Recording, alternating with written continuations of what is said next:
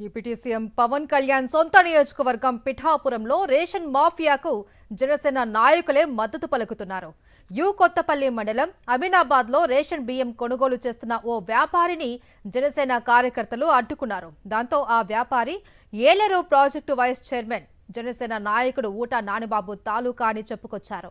వెంటనే నానిబాబుకు ఫోన్ చేసి జనసేన కార్యకర్తలతో మాట్లాడించారు.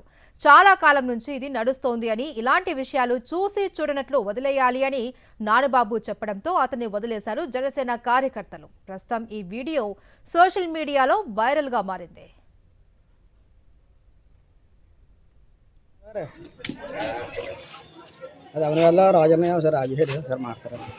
హలో అన్న, ఇల్లు ఏక బియ్యం కొంటున్నారన్న. మాట్లాడితే మేము ఓటో నానిపో మనుషులు అని చెప్తున్నారన్న.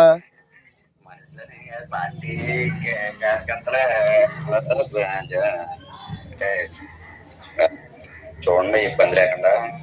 ఇబ్బంది అలా అని కాదన్న, ఏమన్నా అంటే ఓటో నానిపో బ్యాచ్, మేము ఓటో నానిపో మనుషులు అని చెప్పి వీళ్ళు అంటున్నారు.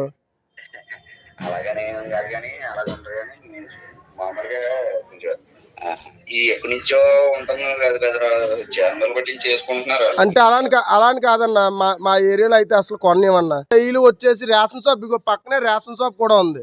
రేషన్ షాప్ దగ్గరలోకి వచ్చేసి వీళ్ళు కొనేస్తున్నారు.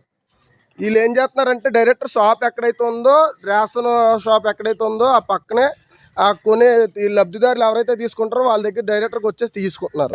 మొత్తం